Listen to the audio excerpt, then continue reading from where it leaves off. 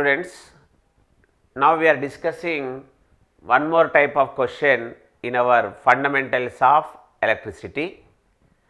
Three resistors of equal resistance are connected in series and then connected in parallel. ఇక్కడ three resistors తీసుకున్నాడు. ఆ three రెసిస్టర్స్కి equal resistance are. ప్రతి resistance value ఎలా ఉంది? Are. That three resistors are connected in series. See here, I am connecting the three resistors 1, 2 and 3. These three resistors now connected in series. And each resistor value is R because the three resistor value how much? R only. R only. Similarly, they are connected in parallel also. They are connected in parallel also. Resistor R and one more resistor R. Three resistors are connected in parallel. R. See students, three resistors are connected in series and the three resistors are connected in parallel. So already we know that when three resistors or n resistors are connected in parallel, so when n resistors are connected in parallel, then the equivalent resistance formula is NR, N into R. Students, ఈ ఫార్ములాని బాగా గుర్తుంచుకోండి. When n equivalent resistors are connected in series, the equivalent resistance formula is what? N into R. Similarly, the same resistors, n resistors are connected in parallel, then the equivalent resistance formula is R equivalent equals to R by N. R equivalent equals to R by N. ఇది మనకు ఎలా వచ్చింది formula అంటే, when resistors are connected in series, మనం formula ఏం రాశాం? R equivalent equals to R1 plus R2 plus R3 and so on ఇలా రాశాం. when n resistors are connected in series. ఇప్పుడు ఏమంటున్నాడు ఇక్కడ? all n resistors having same resistance, R1 equals to R2 equals to Rn equals to R. All resistors having same resistance, then the equivalent resistance is what? N into R. The equivalent resistance is what? N into R. This is when n resistors are connected in series. Similarly, if n resistors are connected in parallel, what is that formula? 1 by R equivalent equals to 1 by R1 plus 1 by R2 plus dash dash dash plus 1 by Rn. This is when n resistors are connected in parallel. ఇక్కడ మళ్ళీ ఏమంటున్నాడు? అన్ని resistance values same అన్నాడు. అంటే అదే condition, R1 equal to R2 equal to R3 equal to up to Rn equal to R. Then what is R equivalent? R equivalent equals to R by N. R equivalent equals to R by N. So when n resistors are connected in series, R equivalent equals to N into R. When n equivalent resistors are connected in parallel, R by N. ఇక్కడ మనల్ని అడుగుతున్న question, three resistors equal resistance, they are connected in series. అప్పుడు ఈ n value ఇక్కడ ఏమవుతుంది? R equivalent equals to 3. R equivalent equals to 3R. Similarly, if the three resistors are connected in parallel, R equivalent equals to R by 3. R equivalent equals to R by 3. R equivalent equals to 3R. R equivalent equal to R by 3, because how many resistors are here? 3 resistors. Now question is what will be the ratio of equivalent resistance in series and parallel. What will be the ratio of equivalent resistance in series and parallel? So, this is equivalent resistance when they are connected in series, and this is equivalent resistance when they are connected in parallel. So, I am considering RS, this is, and this is RP. RS ante enti? Equivalent resistance when they are connected in series. RP is equivalent resistance when they are connected in parallel. Then RS by RP, RS by RP is equals to 3R by R by 3, 3R by R by 3. That is what? 9R by R, that equals to 9:1. What is the answer? 9:1. So, here you remember one formula. This type of question number of times they asked. Sometimes they are asking 3 resistors, sometimes they are asking 9 resistor, sometimes they are asking 7 resistor, like that.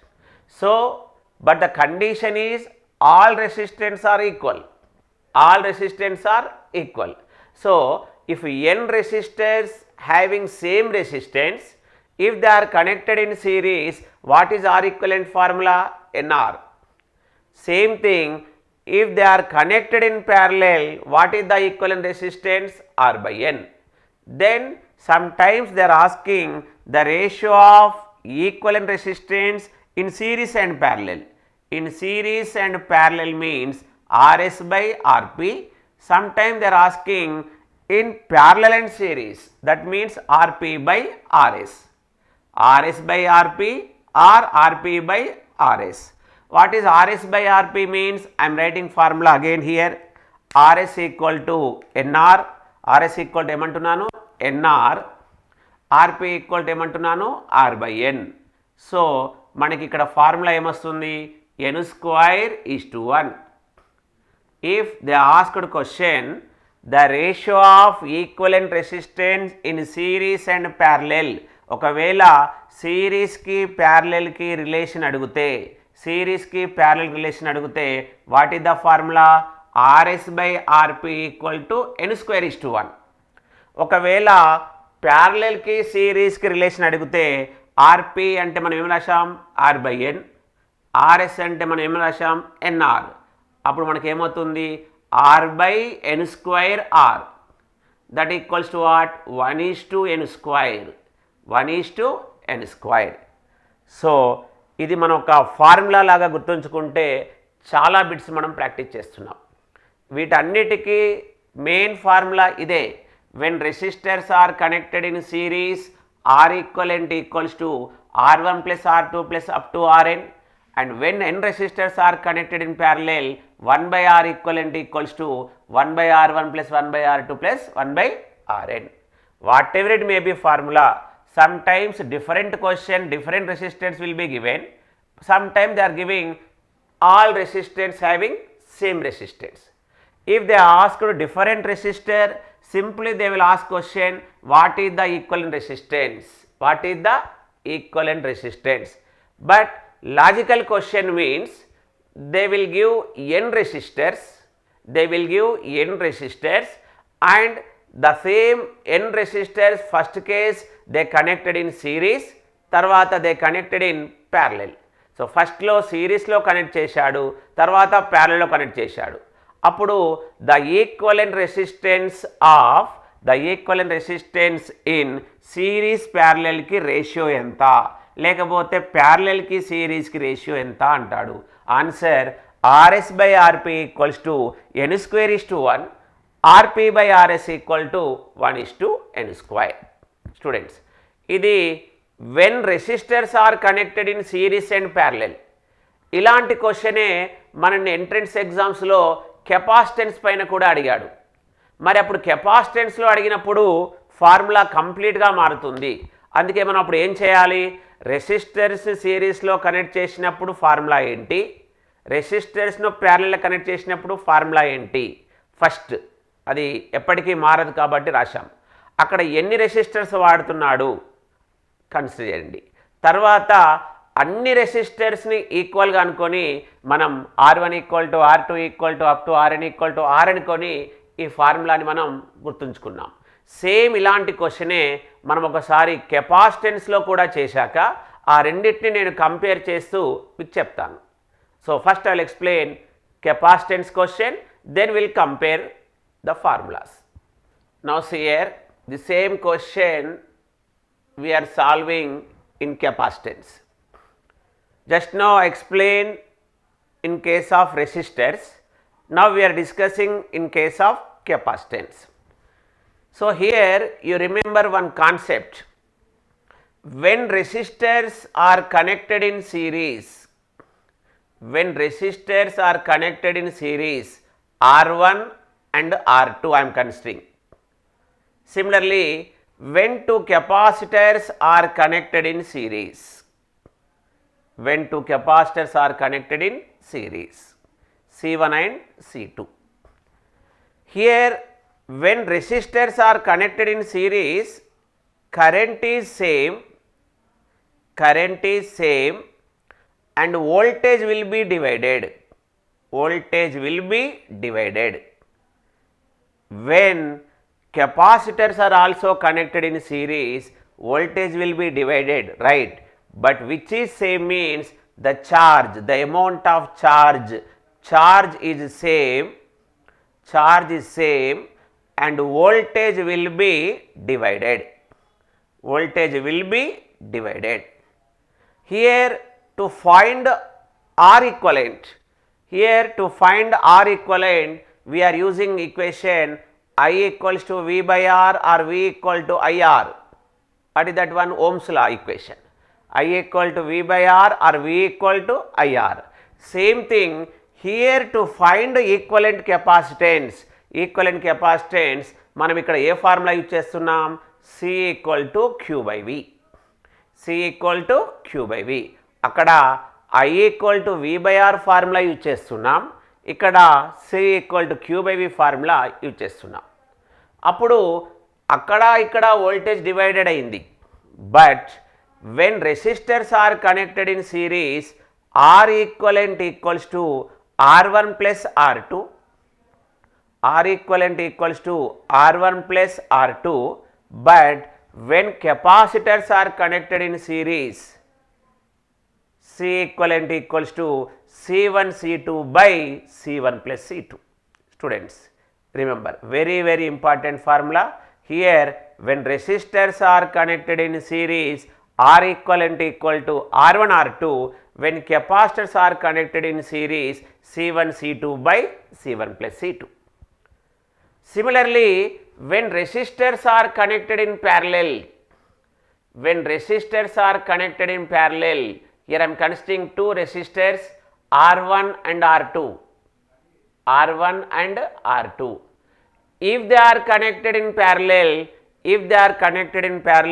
ఇక్కడ ఏమన్నాను? when resistors are connected in series, current is same, voltage will be divided. But when they are connected in parallel, ఇక్కడ ఏమంటామంటే voltage will be same and current will be divided. When the resistors are connected in parallel. అలాగే when two capacitors are connected in parallel, I am considering two capacitors C1 and C2.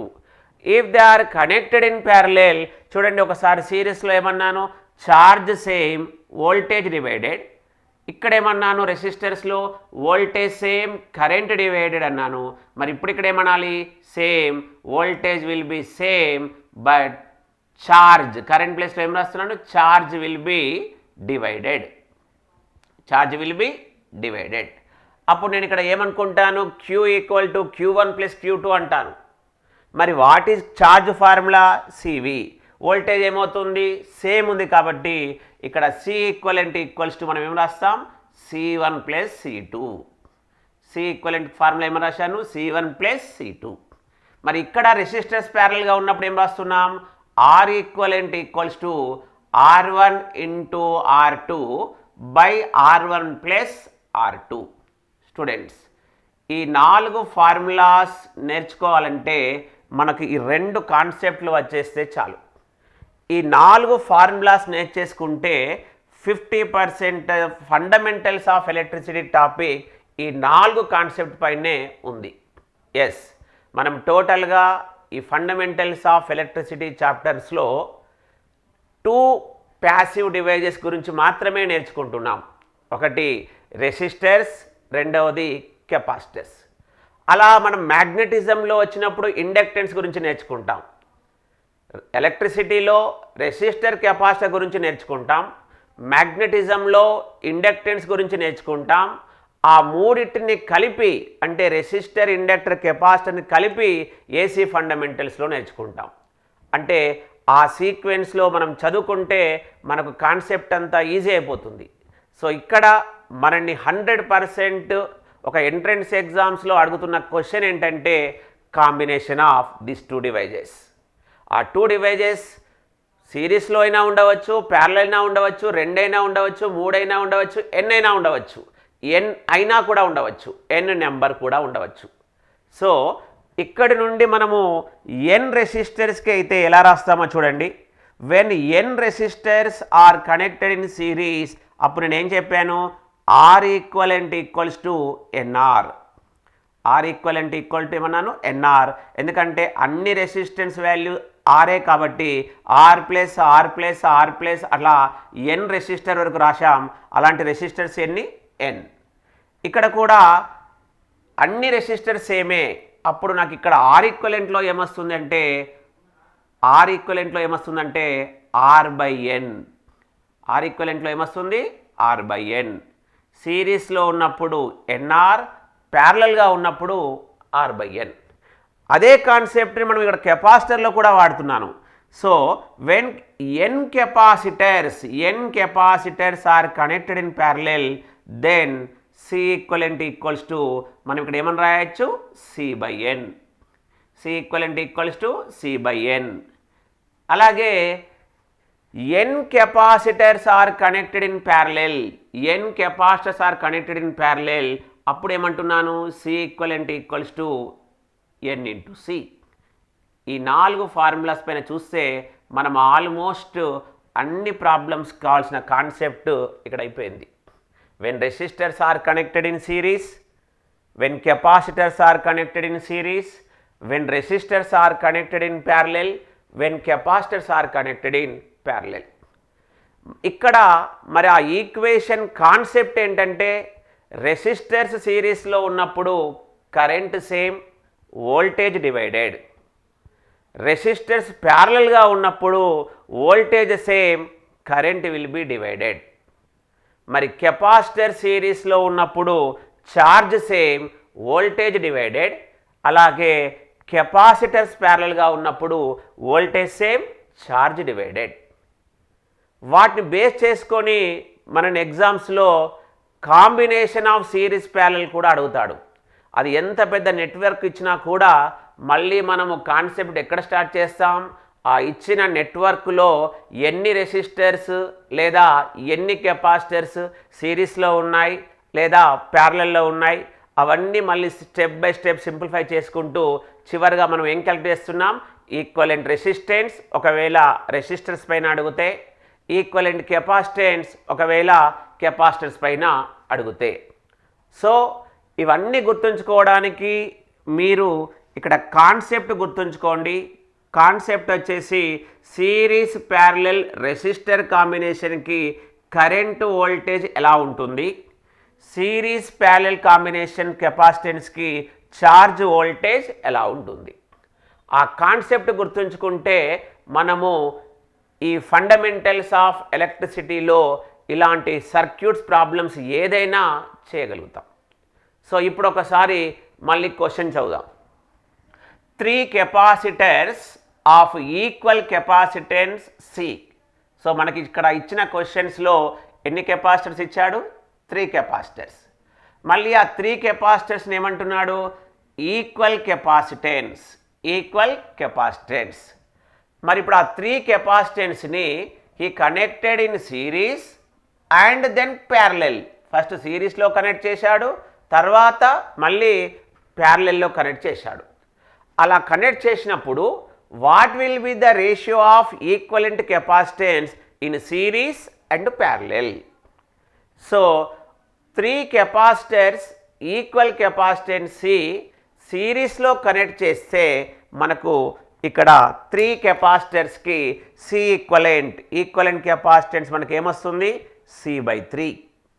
ఏమొస్తుంది? C/3.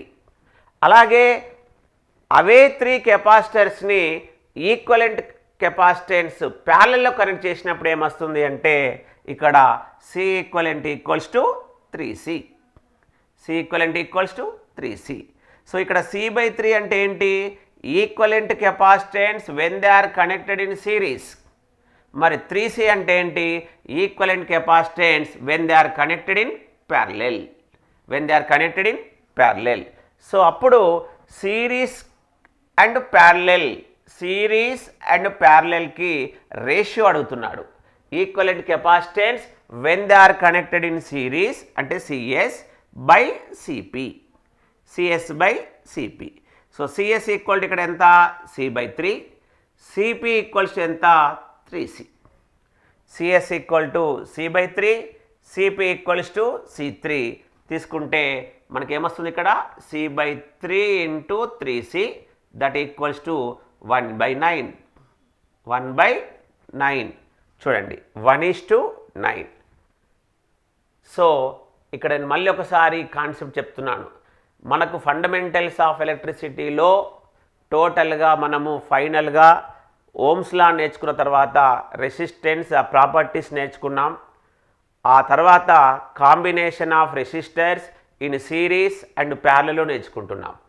అలాగే ఒక electric ఫీల్డ్ని store చేయాలంటే మనం capacitance గురించి తెలుసుకుంటాం. అక్కడ కూడా మనం కెపాసిటెన్స్ని సిరీస్ ప్యారలెల్ కాంబినేషన్స్లో నేర్చుకుంటాం. సో ఈ resistor combination, capacitance combination in series and ప్యారలెల్కి మనము ఈ కాన్సెప్ట్ని కరెక్ట్గా గుర్తుపెట్టుకుంటే మనం ఎలాంటి క్వశ్చన్ అయినా ఈజీగా సాల్వ్ చేయగలుగుతాం.